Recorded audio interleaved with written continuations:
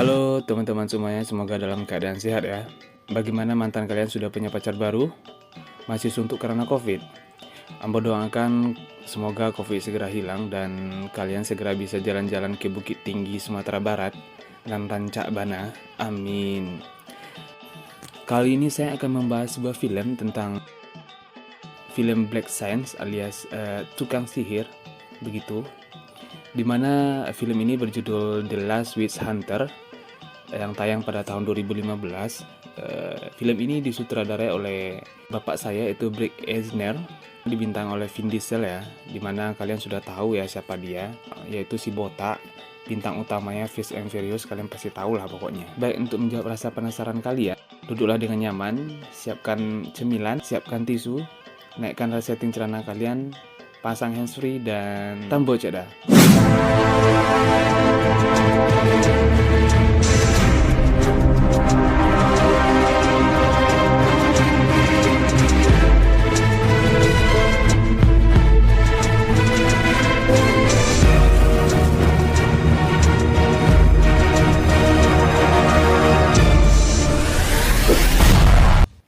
Pada zaman dahulu diceritakan, di zaman seseorang bernama Calder bersama pasukannya mendatangi sebuah pohon tua di wilayah penuh dengan salju.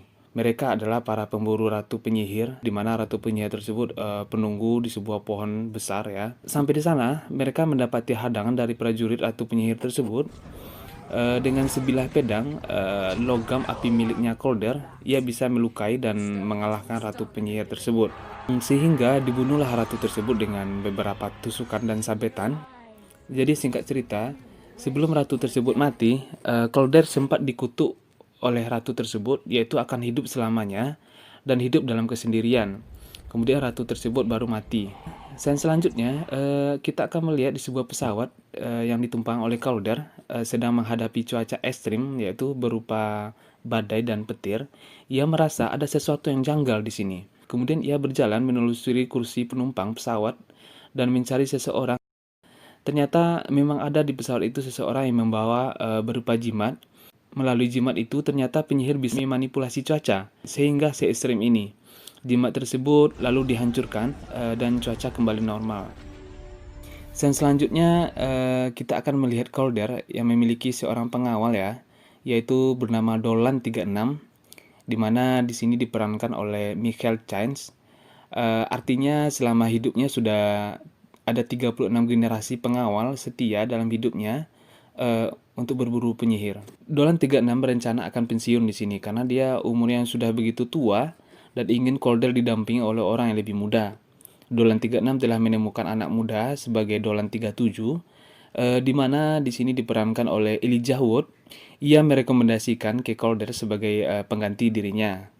Malam itu tiba-tiba Dolan 36 dikabari meninggal di apartemennya. Dan selanjutnya Dolan 37 disumpah untuk setia mendampingi Calder. Calder yang sangat sedih mendengar sahabatnya sudah meninggal ini secara tiba-tiba dan bikin dia takjub. Tapi ada sesuatu yang ingin ia ketahui. Kenapa begitu mendadak nih? Heran nih. Lalu Calder dan Dolan 37 datang ke apartemen Dolan 36. Oke, mulai sekarang kita sebut Dolan 36 menjadi Dolan tua ya. Dan Dolan 37 sebagai Dolan muda. Ya, biar nggak rancu dan sanak sadonya para pendengar nggak bingung ya. Calder dan Dolan muda mereka ingin memastikan apakah ada hubungannya kematian tersebut dengan sihir. Dan ternyata, benar saja, secara tak kasat mata ia membuktikan di apartemennya Dolan tua ternyata ia dibunuh oleh seseorang penyihir, di mana ia menemukan sepotong tanaman hitam mirip sayur paku lah kira-kira. Calder merasakan ada hal yang sangat janggal dan hal tersebut bukanlah penyihir biasa yang melakukannya. Saat itu juga Calder dan Dolan muda bertekad akan segera memburu dan menemukan penyihir yang telah membunuh Dolan tua tersebut.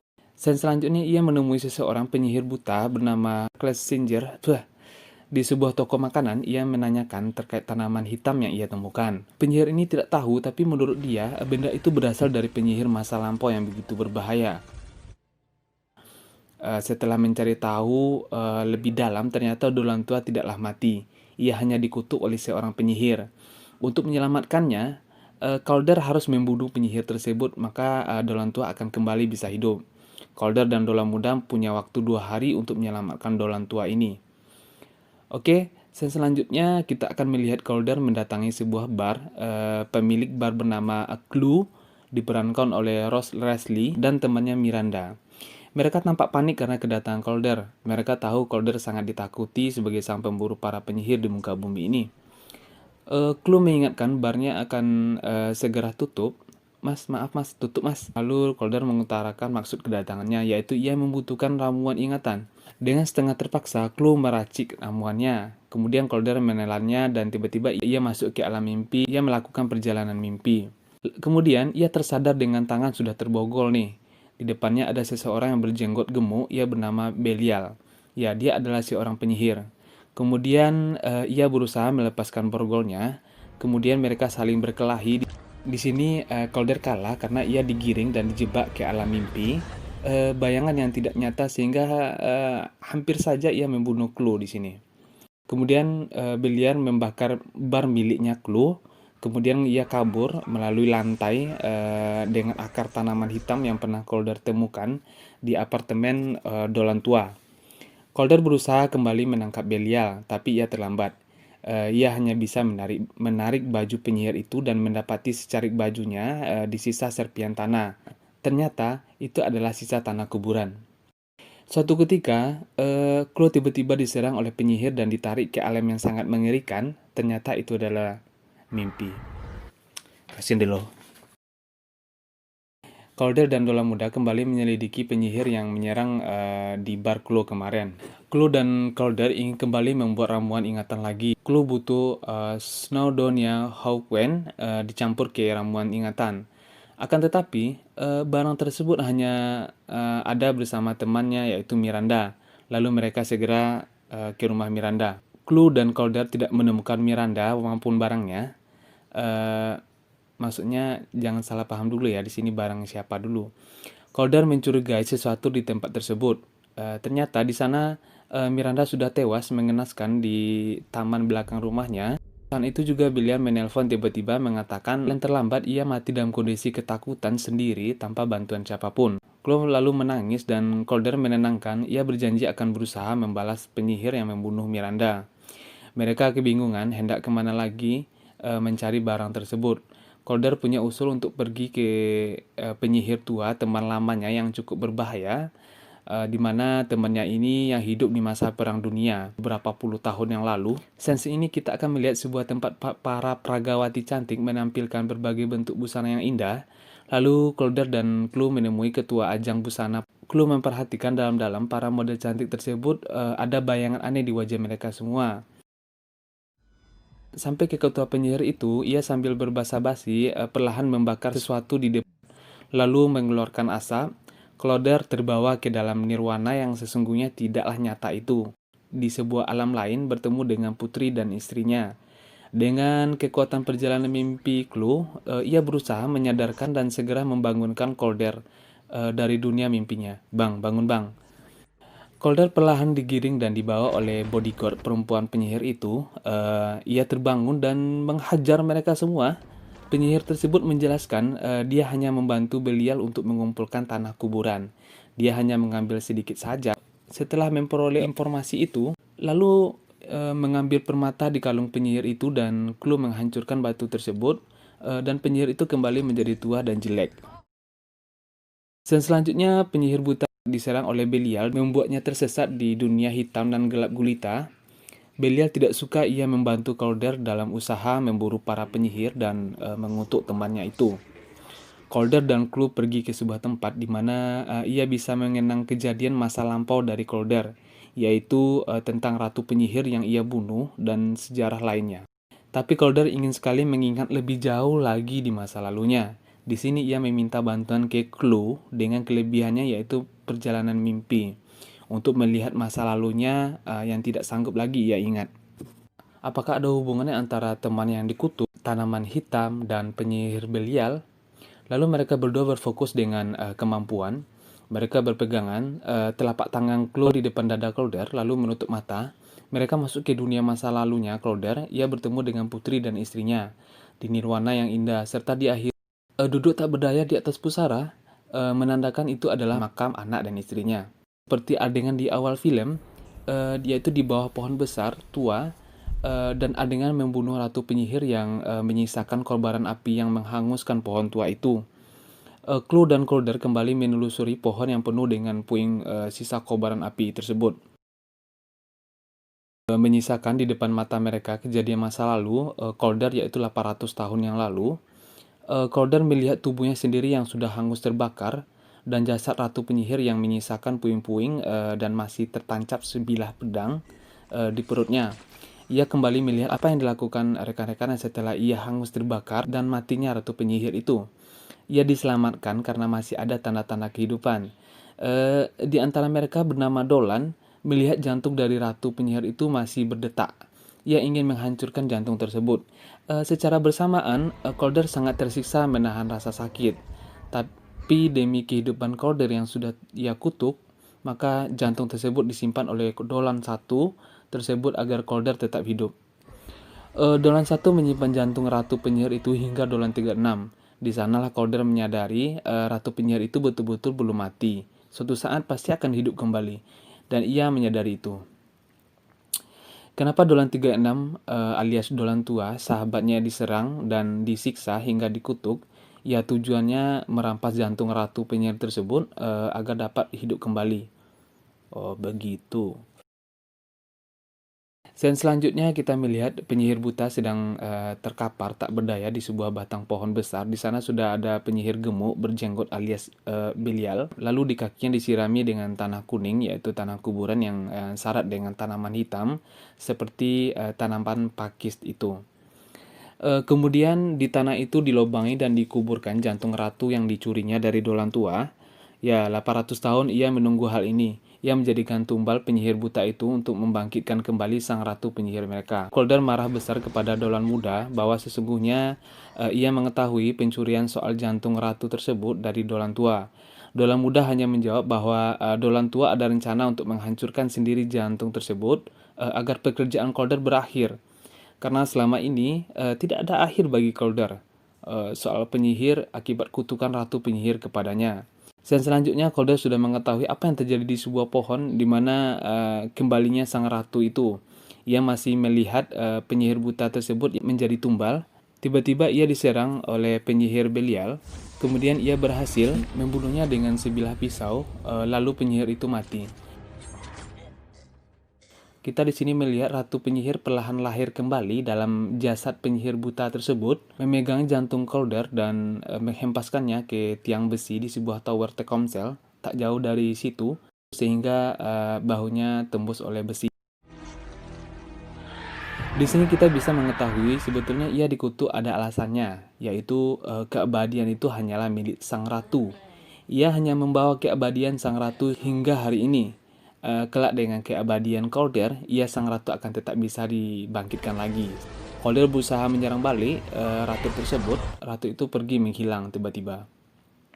Oke, jadi faktanya sang ratu sudah hidup kembali, menjadi tugas Calder untuk menyelesaikan masalah ini. Di sini karena penyihir gendut berjenggot alias Belial sudah berhasil dibunuh, maka otomatis Dolan tua terbebas dari yang namanya kutukan. Ia kembali hidup seperti sedia kala. Calder berniat ingin melawan ratu penyihir itu lagi, melakukannya lagi seperti masa lalunya, menyiapkan jimat dan beberapa senjatanya. Tak lupa pedang yang biasa disebut dengan Exemben, yaitu pembantai penyihir yang dulu pernah ia gunakan membunuh sang ratu di sebuah pohon tua itu. Lalu Chloe ingin membantunya. Adik dulu masih lah, jangan lah, beko bahaya kok, jangan lah dah, awak bisa bantu dah mah. Begitulah percakapan mereka, begitu romantis. Di dalam gereja sudah dikuasai oleh ratu penyihir yang ditandai dengan sarang benih-benih berwabah serangga yang siap menguasai seluruh kota. Ratu memanfaatkan segala pikiran dan mantra penyihir yang dikurung di penjara itu untuk melepaskan wabah sehingga menjadikannya gelap gulita, tanpa cahaya dan menguasai kota tersebut. Semua penjaga penjara penyihir itu sudah dibunuh semuanya oleh sang ratu. Lalu Calder membangunkan seorang penyihir yang bernama Elik. Ia ingin membunuh pikiran Elik agar memutus mata rantai mantra untuk mencegah bangkitnya wabah serangga tersebut. Lalu Chloe masuk ke dalam alam mimpi Elik dan melawan pikirannya. Di tempat itu, sebuah monster tulang yang merupakan penjaga tahanan itu, tiba-tiba bangkit dan menyerang ke arah mereka, karena salah satu tahanan mereka sudah tidak di posisinya lagi, yaitu Elik. Lalu Calder berusaha melawan monster tersebut, sedangkan Clue masih berjuang membunuh pikiran Elik di alam mimpi. Dengan kemampuan Calder, ia mampu membunuh monster tersebut. Clue juga berhasil membunuh pikiran Elik. Kemudian ia terbangun tiba-tiba. Kembali ke Calder, ia sedang mencari dan mencoba untuk menantang sang ratu itu. Ia dihadapkan dengan pengaruh sihir yang ratu yang begitu kuat. Ia berada di rerumputan dan semak belukar. Di sana ia melihat sang ratu, lalu ia diserang dengan begitu cepat. Calder terlihat lemah karena sang ratu membuatnya terluka. Kemudian ia melakukan serangan balik dan kembali ke gua penjara itu, dan dicakarlah dengan keras di wajahnya. Ia kembali dipengaruhi oleh sihir ratu tersebut. Dengan senjata cairan jimat yang ia miliki, Calder menyalakan pedang besi apinya, karena ia tahu logam besi dan api adalah kelemahan dari sang ratu itu. Calder berhasil melukai ratu itu, sehingga terkapar dan tak berdaya. Ampun bang, ampun dah, awak tak berdaya oleh dah. Ia ingin mengakhiri semuanya. Nusuk ratu itu menembus jantungnya.